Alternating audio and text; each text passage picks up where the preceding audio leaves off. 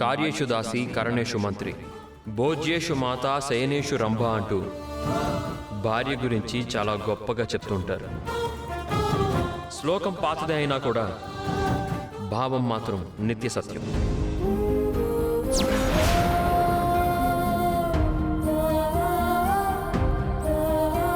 ఓ కుటుంబం సంతోషంగా ఉండాలన్నా, ఆ కుటుంబ పరువు నిలబడాలి అన్నా, నలుగురిలో గౌరవంగా ఉండాలి అన్నా, ఏ కుటుంబంలో అయినా సరే కంపల్సరీగా ఉండాల్సిన వ్యక్తి మంచి నడవడిక కలిగిన ఆడది.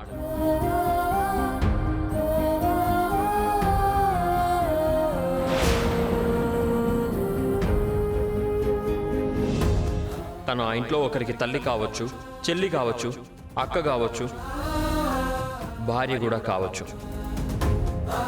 నా విషయంలో ఆ అదృష్టం భార్యగా వచ్చింది.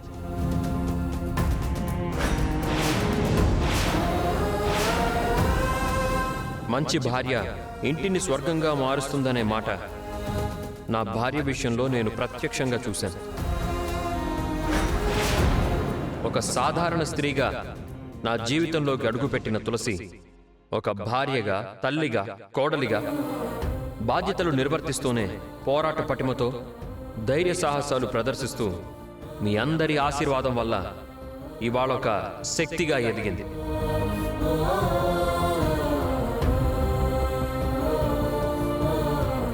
ఈ శుభ సందర్భంలో మీ అందరికీ నేను ఒక విషయం పంచుకోవాలనుకుంటున్నాను. నువ్వు ఉన్నా లేకపోయినా కాలం ఆగదు అంటారు. నువ్వు బతికున్నప్పుడు నీలో ఉన్న మంచిని బతికించు. ఆ మంచే నువ్వు లేకపోయినా కూడా నలుగురిలో నిన్ను బతికిస్తుంది అంటారు. అలాగే నా భార్య విషయంలో కూడా జరిగింది.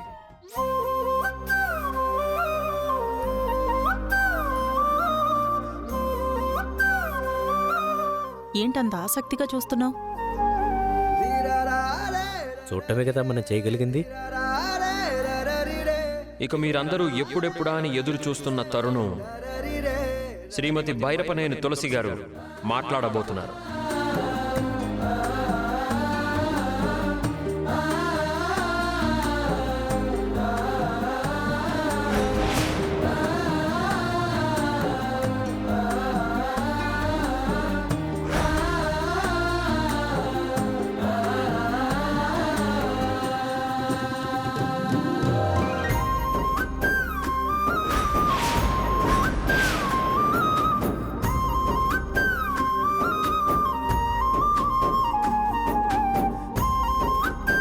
అందరికీ నమస్కారం. నాకు ఇదంతా ఓ కలగానే ఉంది. నేను చేసిన ఘోరంత పనికి పెద్ద కొండంత పేరు వచ్చేసింది నాకు.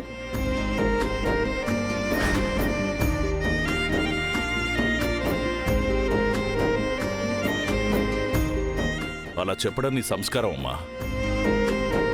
అవునమ్మా, నువ్వు ప్రాణాలకు తెగించి గొప్ప త్యాగం చేశావు.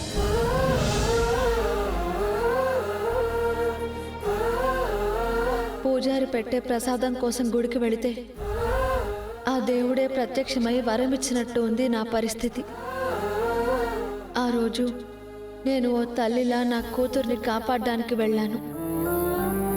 కానీ ఆ ప్రయత్నంలో రౌడీలు అడ్డుపడటం, నా భర్త సిద్ధు గారి సాయంతో వాళ్ళందరినీ ఎదుర్కొని అక్కడ చూస్తే నా బిడ్డ లాంటి 20 మంది పిల్లలున్నారు.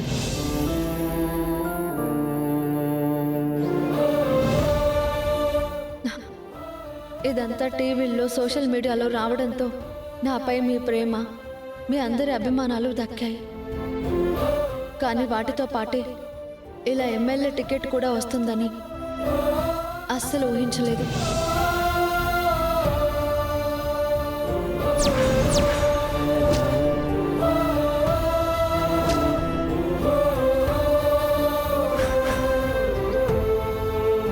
తులసమ్మ నాయకత్వం వర్ధిల్లాలి, తులసమ్మ నాయకత్వం వర్ధిల్లాలి, తులసమ్మ నాయకత్వం వర్ధిల్లాలి, తులసమ్మ నాయకత్వం వర్ధిల్లాలి. నేను కూడా చాలా మందిలాగే మధ్యతరగతి నుంచి వచ్చిన ఆడపిల్లని. అందరిలాగా నేను కూడా భర్త, పిల్లలు, కుటుంబం, వీరి చుట్టూ అల్లుకున్న అనుబంధాలు, ఆనందాల గురించి కలలు కన్నాను.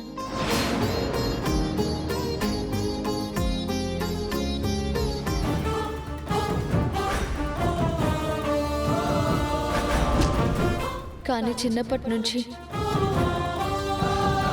అందరూ నన్ను నష్టజాతకురాలు అంటుంటే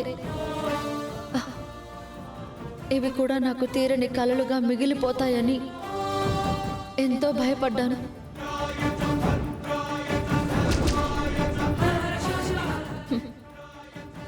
కానీ ఆ దేవుడి దయ వల్ల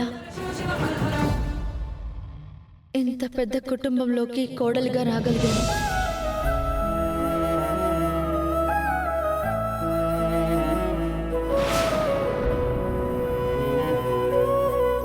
అత్తయ్య మావయ్య గారి పద్ధతులు, నా భర్త సహకారం వల్ల ఇవాళ నేను ఇంత సంతోషంగా ఉండగలుగుతున్నాను అంటే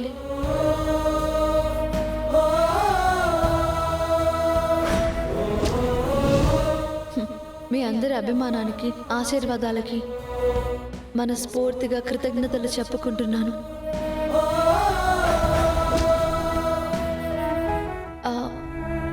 చివరిగా ఒక్క మాట. పర్లేదు తులసి, చెప్పు.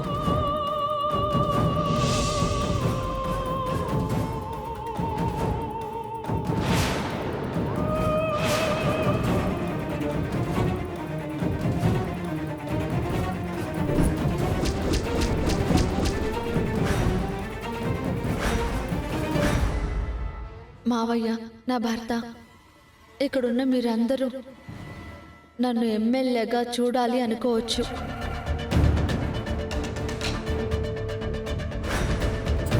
కానీ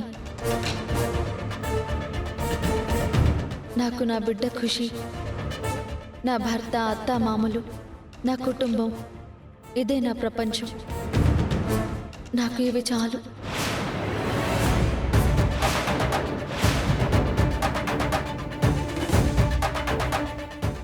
ఈ రాజకీయాలు